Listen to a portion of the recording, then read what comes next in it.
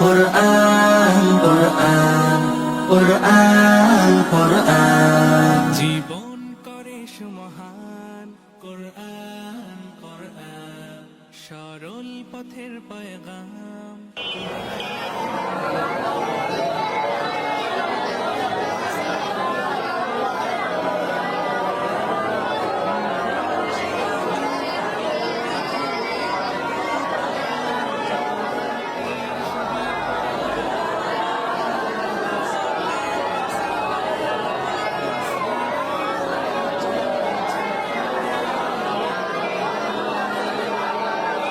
কুরআন কুরআন কুরআন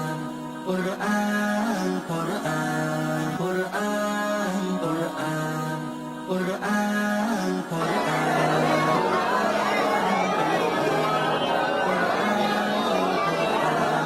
সাথে সিনা থেকে সিনা হয়ে চলছে কোরআনের বহর আর জুত সই বুক বেছে তবে কোরআন খোদা গেথে দেন বুকের ভেতর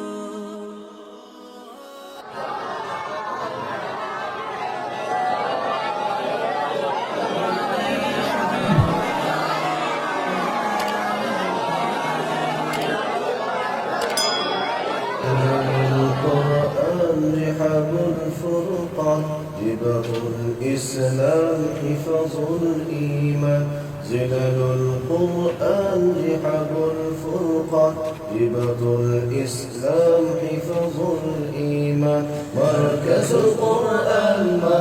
القرآن فضل الرحمن كرم المنان مركز القرآن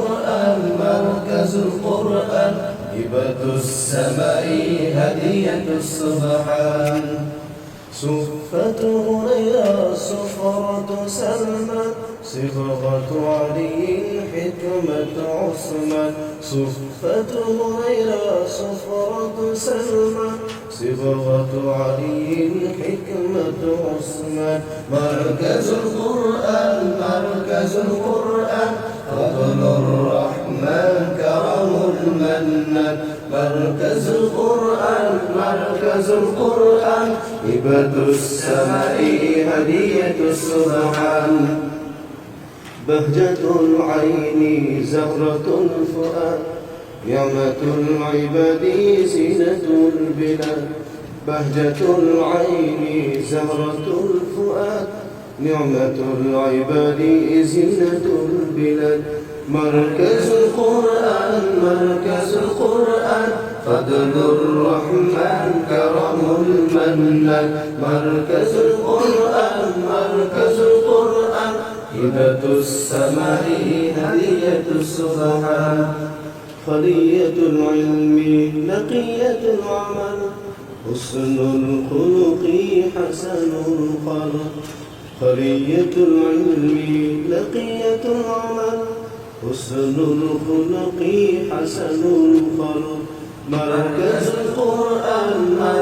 القرآن فضل الرحمن كرم المنان مركز القرآن هبة السماء هدية السبحان কুরআন কুরআন কুরআন কুরআন কুরআন কুরআন কুরআন কুরআন জীবন করে সুমহান কুরআন কুরআন সরল পথের পয়গাম কুরআন কুরআন কুরআন কুরআন কুরআন কুরআন কুরআন হেফাজতে সিনা থেকে সিনা হয়ে চলছে কোরআনের বহর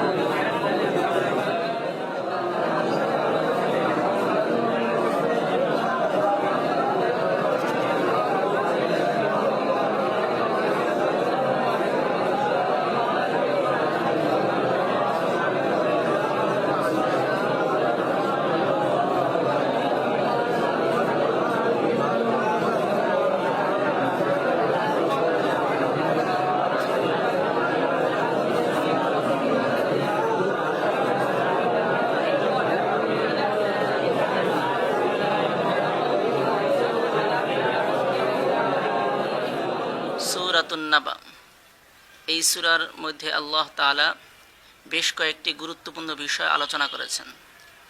সূরাটির নাম হচ্ছে সূরাতুন নাবা, মাক্কি সূরা। আর এই সূরার মধ্যে প্রথম যে বিষয়টি নিয়ে আলোচনা হয়েছে যে মক্কার মুশরিকরা কিয়ামত সম্পর্কে যখন রাসূল করিম সাল্লাল্লাহু আলাইহি ওয়াসাল্লাম সংবাদ দিচ্ছেন এবং তাদেরকে অবহিত করছেন, তখন তারা বিভিন্নভাবে এই কিয়ামতের বিষয়টিকে নিয়ে ঠাট্টা বিদ্রূপ করছিল পাশাপাশি, এবং কিয়ামতের এই সংবাদটাকে তারা এভাবে উড়িয়ে দিচ্ছিল, এটা অসম্ভব, এটি কোনো ধরনের কোনো সংবাদই হতে পারে না।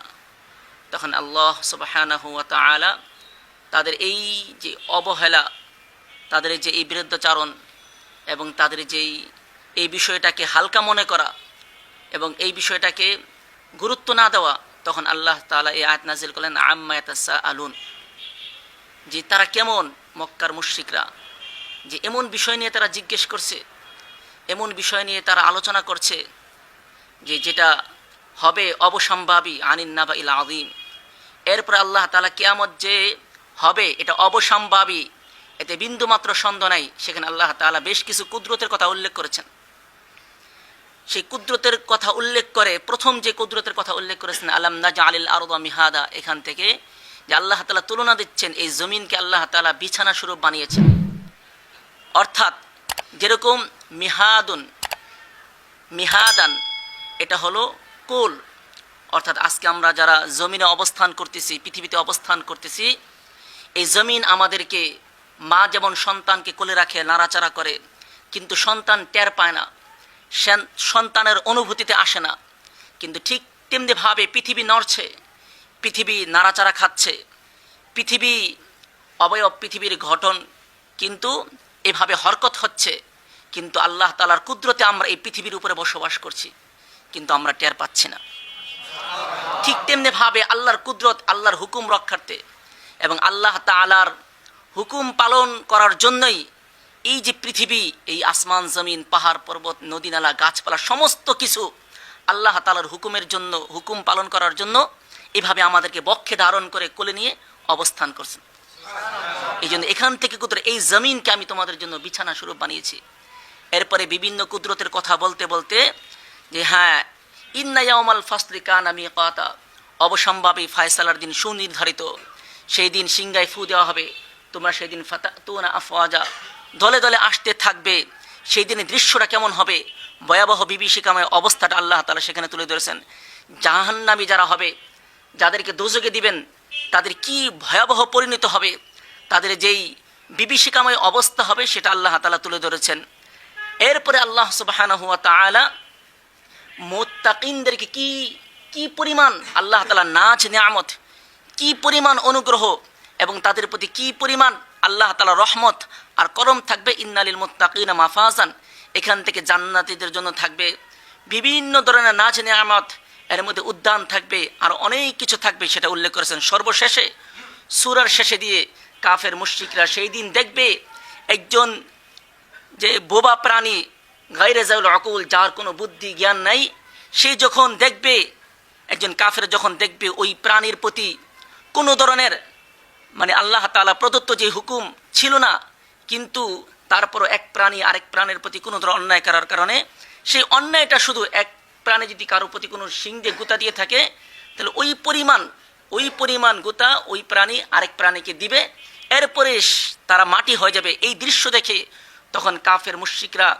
জাহান্নামের আফসোস আর আক্ষেপ করে বলবে, হায়, আমি তো এই প্রাণীর চেয়ে, এই কুকুরের চেয়েও, এই গরু ছাগলের চেয়েও অধম, আমি এর চেয়েও হতভাগা, আমি এর চেয়েও ক্ষতিগ্রস্ত। আজকে যদি আমি মাটি হয়ে যেতাম, ইয়া লাইতানি কুনতু তুরাবা, তাহলে আমার জন্য কতই না ভালো হতো। এরপরে সূরাতুন নাবার এটা হচ্ছে সার সংক্ষেপ। বিসমিল্লাহির রহমানির রহিম। قال علماؤنا رحمهم الله تتعلق بتركة الميت حقوق أربعة مرتبة। আমাদের উলামায়ে কেরাম বলেন, অর্থাৎ আমাদের উলামায়ে কেরাম বলতে উলামায়ে আহনাফ, ইমামে আযম ইমাম আবু হানিফা রহমতুল্লাহ আলাইহি সহ এবং এই মাসলাকের যারা অনুসারী রয়েছেন, এবং সকলেরই এই মত, মৃত ব্যক্তির পরিত্যক্ত সম্পত্তির মাঝে 4টি বিষয়ে 4টি হক সম্পৃক্ত রয়েছে। মৃত ব্যক্তির পরিত্যক্ত সম্পত্তির মধ্যে 4 ধরনের হক কি রয়েছে? সম্পৃক্ত রয়েছে। প্রথম যে বিষয়টি, সেটা হচ্ছে একজন মানুষ যখন মারা যায় তখন তার রেখে যাওয়া যে সম্পদ থাকে, এই সম্পদ থেকে প্রথমেই ওয়ারিসদের দায়িত্ব হচ্ছে, তাদের কর্তব্য হচ্ছে এই তার কাফন দাফনের ব্যবস্থা করা। কোনো ধরনের কার্পণ্য ছাড়া এবং কোনো ধরনের অপচয় ছাড়া তার কাফন দাফনের ব্যবস্থা করা। দ্বিতীয় যে বিষয়টি রয়েছে, এই মৃত ব্যক্তি যিনি মারা গেছেন, ওয়ারিসদের দায়িত্ব হচ্ছে কাফন দাফন সম্পন্ন হওয়ার পরে এই মৃত ব্যক্তির মাইয়েতের যদি ঋণ থেকে থাকে তাহলে তার সম্পদ থেকে ঋণ পরিশোধ করা। এই ঋণ পরিশোধ করতে যদি সমুদয় সম্পদও শেষ হয়ে যায়, তারপরও প্রথমে এই মাইয়েতের পক্ষ থেকে তার রেখে যাওয়া সম্পদ থেকে ঋণ পরিশোধ করতে হবে। এই ক্ষেত্রে গুরুত্বপূর্ণ একটি বিষয় হচ্ছে, ঋণ পরিশোধ করার ক্ষেত্রে আরেকটি বিষয় রয়েছে। যদি এমন হয় যে পরিমাণ সম্পদ রয়েছে এবং ঋণের পরিমাণ যদি বেশি থাকে, একজনে বেশি পায় আরেকজনে কম পায়, সেই হিসাবে গাণিতিক হারে তার ঋণকে পরিশোধ করতে হবে। অর্থাৎ কোনো ব্যক্তি মাইয়ের থেকে 1 লক্ষ টাকা পায়, আরেকজনে 50,000 টাকা পান। আর যদি মৃত ব্যক্তি রেখে যায় 1 লক্ষ টাকা সম্পদ, তাহলে এখানে দেখা যাচ্ছে 50,000 টাকা কম রয়েছে। তখন যেই পরিমাণ টাকা পায় সেই পরিমাণ টাকাকে গাণিতিক হারে, পার্সেন্টেজ হারে এই মৃত ব্যক্তির রেখে যাওয়া সম্পদ থেকে পাওনাদার যারা ঋণদাতা তাদেরকে পরিশোধ করতে হবে। তৃতীয় যে বিষয়টি হচ্ছে, মৃত ব্যক্তি যদি কোনো ওসিয়ত করে থাকে, শরীয়ত সম্মত কোনো ওসিয়ত, শরীয়ত সম্মত যদি কোনো ওসিয়ত করে থাকে, কোনো নির্দেশ দিয়ে থাকে, তাহলে এই তৃতীয় পর্বে গিয়ে এই মাইয়েতের ওসিয়তকে কার্যকর করা, বাস্তবায়ন করা। সেই ওসিয়ত কার্যকর করার ক্ষেত্রে শরীয়তের পক্ষ থেকে বলা হয়েছে, মাইয়েতের 3 ভাগের 1 ভাগ সম্পদ থেকে শরীয়ত সম্মত ওসিয়তকে পূর্ণ করা। যেমন যদি ওসিয়ত করে থাকে মসজিদের জন্য টাকার অথবা জমিন অথবা তার কোনো সম্পদ, এই সম্পদের 3 ভাগের 1 ভাগ সম্পদ থেকে তার ওসিয়তটাকে পূর্ণ করা। চতুর্থ, এই রেখে যাওয়া মাইয়াতের সম্পত্তির মাঝে যাদের হক রয়েছে, এই 3টা কাজ সম্পন্ন হওয়ার পরে, শেষ হওয়ার পরে এই অবশিষ্ট সম্পদ এই মাইয়াতের রেখে যাওয়া শরীয়ত নির্ধারিত এবং শরীয়ত যাদেরকে ওয়ারিস হিসাবে সাব্যস্ত করেছে, ক্রমান্বয়ে ধারাবাহিকভাবে আসহাবুল ফারায়েজ, এরপরে আসাবা, এরপরে আসাবাদের মধ্যে আসাবা বিনাফসি, ক্রমান্বয়ে শরীয়ত কর্তৃক নির্ধারিত ওয়ারিসদের মাঝে এর মাইয়াতের রেখে যাওয়া এই সম্পত্তি বন্টন করে দেওয়া।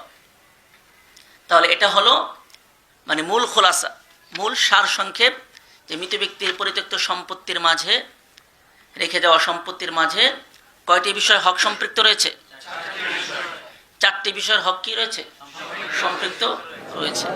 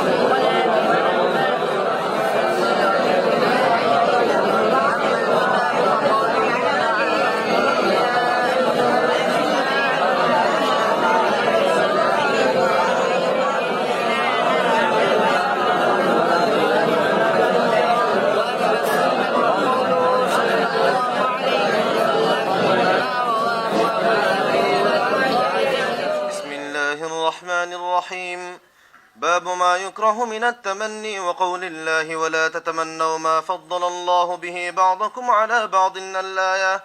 وبه قال حدثنا حسن بن الربيع قال حدثنا أبو الأحوص عن عاصم عن النضر بن أنس رضي الله عنه وعنهم قال قال أنس بن مالك رضي الله عنه لولا أني سمعت النبي صلى الله عليه وسلم يقول لا تتمنوا الموت لتمنيت.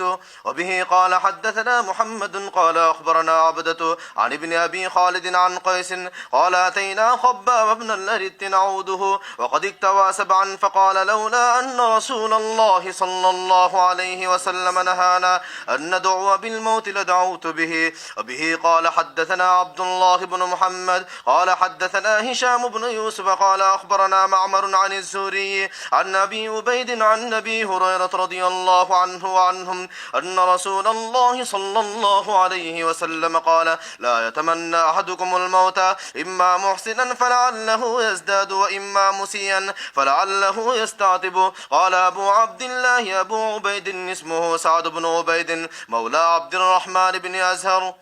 باب قول الرجل لولا الله ما اهتدينا. وبه قال حدثنا عبدان قال أخبرني أبي عن شعبة قال حدثنا أبو إسحاق عن البراء بن عازب رضي الله عنه وعنهم قال كان النبي صلى الله عليه وسلم ينقل معنا التراب يوم الأحزاب ولقد رأيته وأرى التراب بياض بطنه يقول لولا أنت ما اهتدينا نحن ولا تصدقنا ولا صلينا فأنزلا سكينة علينا إن اللولا وربما قال الملو قد بغوا علينا وإذا رأوا فتنة أبينا يرفع بها صوته. باب كراهية تمني لقاء العدو.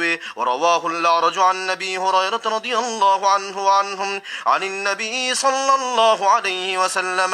وبه قال حدثنا عبد الله بن محمد قال حدثنا معاوية بن عمرو قال حدثنا أبو إسحاق عن موسى بن عقبة عن سالم بن النضر مولى عمر بن عبيد الله وكان كاتبا له قال كتب إليه عبد الله بن أبي أوفى فقرأته فإذا فيه إن رسول الله صلى الله عليه وسلم قال لا تتمنوا لقاء العدو واسألوا হাদিসের মধ্যে বলতেছে যে আত্মহত্যা এবং দূরের কথা মৃত্যু তামান্না করে কি এটা মাকরুহ বিষয়।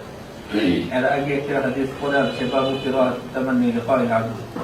এইখান থেকে এই কথা বুঝাইতেছে যে যুদ্ধের ময়দানে দুশমনের যে সাক্ষাৎ, এখানে একটা বিষয় যে দুশমনের সাক্ষাৎ মুজাহিদ আমরা শরীর হয়ে দুশমনকে ধ্বংস করি আর আমাদেরকে হেফাজত করি। তো আসল দোয়া এইটাই হইতে হবে। বাকি দুশমন যদি আমাদের সামনে আইসা পড়ে তখন তো ভিন্ন কথা। আর এখানে তো সুসংগত আছে যদি দুশমনের সাথে আমরা যুদ্ধ করার মাধ্যমে تعالى لو أن لي بكم قوة. وبه قال حدثنا علي بن عبد الله قال حدثنا سفيان قال حدثنا أبو الزناد عن القاسم بن محمد قال ذكر ابن عباس رضي الله عنهما وعنهم المتلاعنين فقال عبد الله بن رضي الله عنه فقال الصلاة يا رسول الله وقد النساء والصبيان فخرج ورأسه يقول لولا أن نشق وسلم هذه الصلاة. فجاء عمر فقال يا رسول الله لقد النساء والولدان فخرج وهو يمسح الماء عن شقه يقول إنه للوقت لولا أن نشق على أمتي ولولا أن نشق على أمتي. وقال ابن جريج إنه للوقت لولا أن نشق على أمتي. وقال إبراهيم بن المنذر حدثنا الليث عن جعفر بن ربيعة عن عبد الرحمن قال سمعت أبا هريرة رضي الله عنه وعنهم أن رسول الله صلى الله عليه وسلم قال لولا أن نشق على أمتي لأمرتهم بالسواك. وبه قال حدثنا عياش بن الوليد قال حدثنا عبد الأعلى قال حدثنا حميد عن ثابت عن أنس رضي الله عنه وعنهم قال وصل النبي নিজের আকাঙ্ক্ষা না থাকা। বাকি রোম বাদশাহ পাঠাইছে যে মুসলমানরা জিহাদের মধ্যে কিভাবে বিজয় হয় দেখার জন্য পাঠাইছে, যে তাদের কি আমল আছে যে আমলের কারণে তারা বিজয় হয়। তো এইসব আমলের দেখার জন্য একজন গোয়েন্দা পাঠাইছে। তো আয়েশা দেখছে যে মুসলমানরা কি করে, 24 ঘন্টা তাদের আমল ছিল, আমল কি হয়েছে। তো তারা উত্তর যায় দেখছে, রোম বাদশাহকে যায় উত্তর দিছে যে আমি তাদেরকে দেখছি যে সারা রাত তারা এই মুসল্লার মধ্যে জায়নামাজের মধ্যে থাকে আর সকালে যুদ্ধের ময়দানে তারা ঘোড়ার উপরে থাকে। তো রোম বাদশাহ বলতেছে এই কারণে আল্লাহ তাআলা তাদেরকে বিজয় দেয়। আবার এখানে আসতে আসতে একটা মেসওয়াকের কথা, তো বিজয়ের কথা মেসওয়াকের সাথে মিলাই আর কি। আমাদের যখন ওই রুশের যখন যুদ্ধ হয়েছে, মুসলমানদের কাছে তো আর অস্ত্র আসছিল না, অস্ত্র তো একটা হলো মেসওয়াক। আমাদের ওই হেফাজতের যখন বলছে, তখনও মেসওয়াকের কথা বলছে, মেসওয়াক যায় নামাজ আর তসবি নিয়ে যেতে বলছে। তো আল্লাহ তাআলা দেখায় দেয় দুশ্মনদেরকে যে মুজাহিদদের মধ্যে যেই রোগ থাকে, এই রোগটা তো আল্লাহর পক্ষ থেকেই হয়, আর আল্লাহ তাআলা এই কাফেরদের অন্তরের মধ্যে এই ভয় সৃষ্টি করে দেয়। তো আয়েশা অনেক ঘটনা শুনছি আর কি, রুশের সময় যখন যুদ্ধ হয়েছে, তো মুসলমানরা ওই মেসওয়াক যখন করছে, তাদের মেসওয়াক দেখেই তারা পালাই গেছে যে এত বড় বড় গাছ এরা খায়া ফেলায়, তাহলে আমাদেরকে কি করবে। আর এখানে তো রাসূল সাল্লাল্লাহু আলাইহি ওয়াসাল্লাম বলছে, এখানে মিলাইছে লাউ আন্না লি বিকুম কুওয়াতান আও আবি ইলা রুকনিন শাদীদ। কে বলছেন এটা? কোন নবী বলছেন? হ্যাঁ, হযরত লূত আলাইহিস সালাম। হ্যাঁ, যে ওনার কাছে যখন ফেরেশতারা আসলো, ফেরেশতারা আয়েশা এই খবর দিতে আসছে, ইব্রাহিম আলাইহিস সালামের পরে গেছে হযরত লূত আলাইহিস সালামের কাছে, যে খবর দিতে আসছে যে এই এলাকা কি করবে, ধ্বংস করবে। আর ফেরেশতারা আসছিল খুব সুন্দর যুবক সাইজা এখানে আসছে। তো তাদের তো অভ্যাস যেটা, যুবকদের পিছে পিছে তারা ঘুরতো। তখন হযরত এই লূত আলাইহিস সালাম বলছে, যদি আমার কোনো শক্তি হইতো তাহলে আমি কি করতাম, বড় একটি দলের সাথে আমি শক্তি প্রকাশ করতাম, বড় একটা দলের সাথে আমি শক্তি দেখাইতাম। যেহেতু আমার এখানে রুকনিন শাদীদ, মজবুত একটি দল হওয়া, মিশকাতের মধ্যে এই হাদিসটাই আসছে, আমার মজবুত একটি দল যদি হইতো তাহলে আমি কি করতাম, তাদের প্রতিহত করতাম, তাদেরকে খারাপ কাজ হইতে কি করতাম, বাধা দিতাম এখানে। তো এই অংশটার সাথে বিভিন্ন হাদিসগুলো এখানে আনছে, এখানে এই শক্তি বুঝানো বিভিন্ন হাদিসগুলো এখানে আনছে। যদি আমার উম্মতের মধ্যে শক্তি হইতো তাহলে আমি কি করতাম, মেসওয়াকের করতাম। তো বাবের সাথে এটাকে মিলাইছে বিভিন্ন হাদিস আনা। বুখারী শরীফের মধ্যে বাবগুলি মিলানো এবার একটু কঠিন, বোঝানো যায় না যে এখানে হাদিসটা কেন আনছে, বাবটা কেন আনছে। কোনো একটি শব্দের সাথে মিলাই এখানে উল্লেখ করেন। এখানে হযরত লূত আলাইহিস সালামের যে এখানে লাউ আন্না লি বিকুম কুওয়াতান আও আবি ইলা রুকনিন শাদীদ, আর এখানে হাদিসটি আনছে, বোঝা যায় হাদিসের মধ্যে বোঝার কোনো কায়দা নেই। তো যাই হোক, তো এখানে এই হাদিসের মধ্যে বাবের সাথে এটাই। আর যদি কোনো দলের সাথে শক্তি অর্জন করে, আর আমার উম্মতের মধ্যে যদি শক্তি হইতো তাহলে আমি এই হুকুম করতাম, এই সময় নামাজ পড়ার হুকুম করতাম, অথবা মিসওয়াক করার হুকুম করতাম। এখানে শক্তি বুঝানো। এখানে আরো অনেক হাদিস আনবে। এখানে তুমি দেখবা যে তলোয়ারের সম্পর্কে যেসব হাদিসগুলো আনছে, এখানে রাসূল সাল্লাল্লাহু আলাইহি ওয়াসাল্লাম আলা ইন্নাল কুওয়াতা রামি, তো এরকম ধরনের হাদিসগুলো আইনা উনি কি করেন, বুখারী শরীফের মধ্যে মিলান এখানে। বিসমিল্লাহির রহমানির রহিম।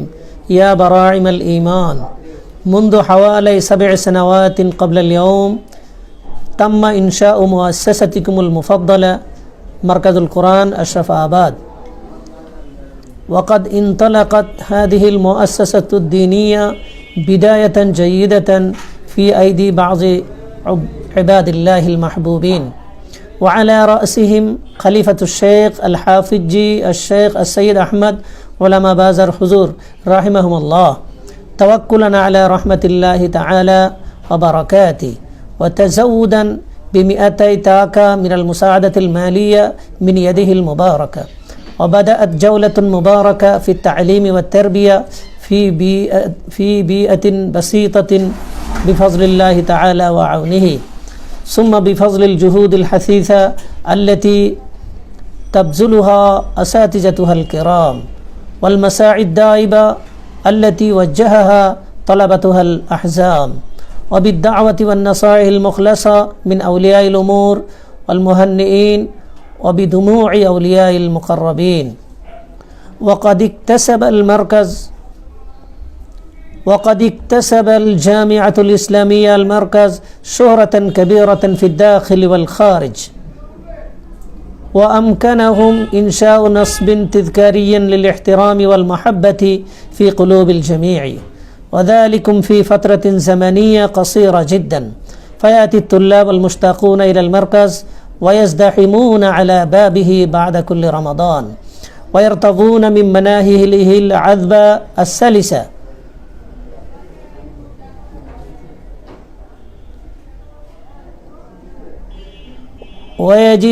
ويجب أن تدركوا أنه بسبب الزيادة في عدد الطلاب والنقص مساحة المركز لا يمكن للمركز تقديم الخدمة والضيافة المناسبة لضيوف الرسول صلى الله عليه وسلم، فالجهود جارية لنقل المركز إلى أرضه الخاصة في بيئة طيبة، ونأمل أن صلاتكم ودموعكم تقوم بدور هام في تحقيق هذه الأماني وتنفيذ هذه المشروعات. يا بلابل الإسلام، ربما شعرتم أن السنوات السبع من حياة مركزكم لم تكن آمنة مأمونة، فمساره لم يكن سلسا ومسطحا على الإطلاق، فأحيانا جرى نسيم لطيف فوقه، وأحيانا هبت رياح قوية على جسدها الضعيف الهزيل، ولكن بفضل الله تعالى وعونه لم يتناهى ضوءه ولم يتلاشى نوره، ولا يزال يزيد نوره على مرور الأيام ومضي الزمان، بل لم توجد ضربة إلا وقد ركمت الشجاعة والثبات بمساعدة قوية من الرحمن ونصرة مؤزرة من المنان، وتتقدم بحمد الله ببطء نحو الهدف العالي. يا أزهار حديقة الرسول، إنكم طلاب اليوم ومعلم الغد، وأتباع الحال ومتبوع المستقبل. إنكم تجلسون اليوم على البساط أمام المدرسين، وبعد أيام قلائل ستجلسون على الكراسي أمام الطلاب، وستكونون معلمين محترمين في مدارس دينية مختلفة إن شاء الله. فتوضع المسؤولية الكبرى على عواتقكم الصغرى لبناء حياة أطفال البلاد، فعليكم الوفاء بهذه المسؤولية بنجاح باهر وفلاح تام.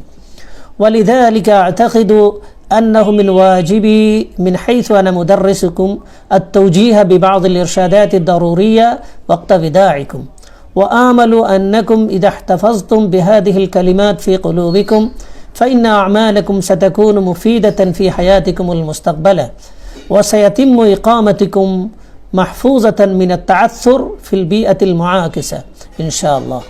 يا أبناء مركز القرآن، إن الحياة التي ستخوضون فيها لا يعلم حقيقة أحد إلا الله، لكن حقيقتها صعبة ولذتها مرة، فإنه ستزيد الشرور والفتن مع مرور الأيام، فأدعو الله ألا يواجه أطفالنا نفس التجارب التي واجهناها نحن في حياة التعليم والتدريس، وإن اضطروا إلى مواجهتها في مرحلة من مراحل الحياة نرجو الله أن يعبر بهم إلى السواحل بأمن وسلام.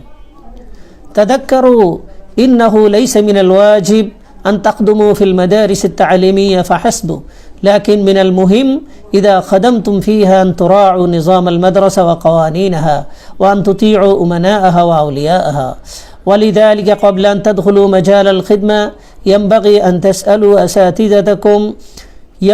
أن تسألوا أنفسكم هل لديكم الصفتان المذكورتان علاه، فإن كانتا فيكم فتوكلوا على الله، وابدأوا الخدمة بدعاء أساتذتكم وشيوخكم، فسوف يستفيد منكم طلابكم ويسر بكم أمناء مدرستكم إن شاء الله.